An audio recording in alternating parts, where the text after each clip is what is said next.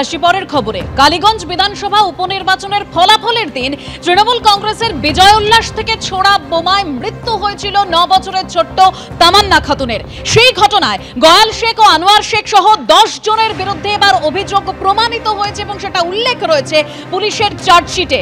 ময়না তদন্ত আঘাত সংক্রান্ত রিপোর্ট অনুযায়ী অভিযোগ প্রমাণিত, এরকমটাই উল্লেখ রয়েছে পুলিশের দেওয়া চার্জশিটে।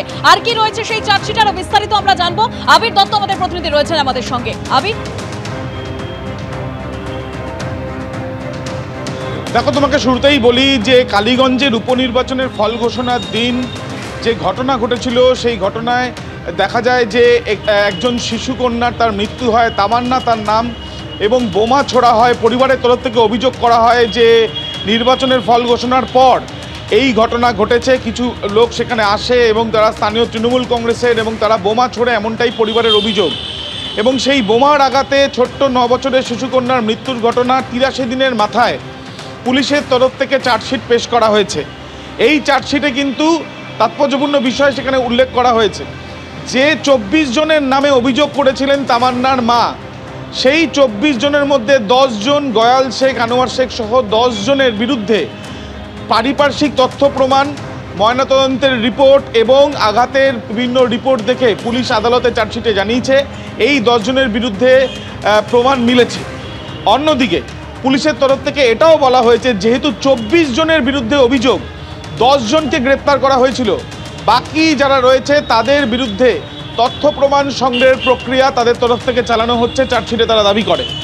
তৃতীয়ত তোমায় জানিয়ে রাখি যে সকেট জাতীয় বোমা, পেটো বোমা বা দেশি বোমা এবং বোমা তৈরির বেশ কিছু সরঞ্জাম, সেগুলো যে পাওয়া গেছে অভিযুক্তদের বাড়ি থেকে, সেটাও উল্লেখ করা হয়েছে চার্জশিটে। 340 পাতার এই যে চার্জশিট পেশ করা হয়েছে 83 দিনের মাথায় ঘটনার পর, সেই চার্জশিট নিয়ে কিন্তু অসন্তোষ প্রকাশ করেছে পরিবার।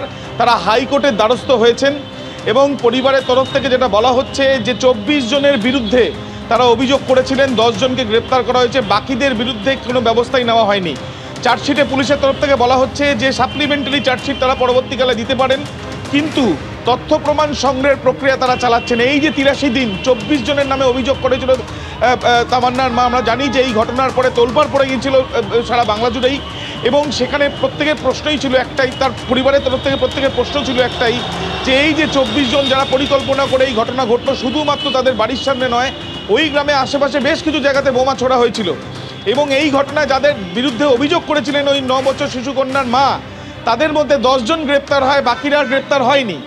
এই যে 10 জন গ্রেপ্তার হয়েছে তাদের বিরুদ্ধে তথ্য প্রমাণ অনুযায়ী তাদের বিরুদ্ধে যে অভিযোগ উঠেছে সেটা প্রমাণ হচ্ছে বলে পুলিশের তরফ থেকে এক প্রকার মেনে নেওয়া হয়েছে চার্জশিটে। কিন্তু বাকি 14 জন তাদের বিরুদ্ধে তথ্য প্রমাণ সংগ্রহের প্রক্রিয়া চলছে বলে পুলিশের তরফ থেকে জানানো হয়েছে। আর এখানেই প্রশ্ন পরিবারের, এবং সেই জন্য তারা কলকাতা হাইকোর্টের দ্বারস্থ হয়েছেন। ধন্যবাদ আবির। অর্থাৎ তামান্না খাতুনের মা, তার অভিযোগের ভিত্তিতে 24 জনের বিরুদ্ধে এফআইআর হয়েছিল, যার মধ্যে 10 জনের বিরুদ্ধে অভিযোগ প্রমাণিত হয়েছে, সেরকমই উল্লেখ রয়েছে পুলিশের চার্জশিটে। আর এবার আপনাদের সামনে রাখবো যে আগে তামান্না খাতুনের মা ঠিক কি অভিযোগ করেছিলেন, শুনুন। এখান থেকে শয়তানের দলরা এমনি করে আমার হাত চেপে ধরে আছে, শয়তানের দলরা এসে ওইখানে কি এমনি করে ফেলেছে, ওই আনোয়ার, গাওল, মানুয়ার, কাল্লু, ওই ফকরের বেটা, ও কতজন এসে এমনি করে ফেলেছে।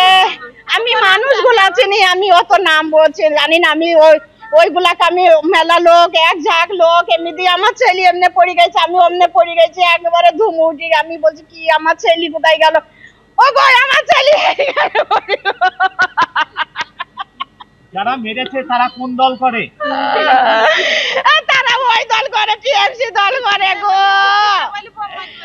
সকাল থেকে বোম মারছি আমরা, আমি ভয় করে খুব। এবার সে কংগ্রেসকে ভোট দিয়েছে, আমি সিপিএন কে ভোট দিই, আমার বাপরাও সিপিএন কে ভোট দেয়।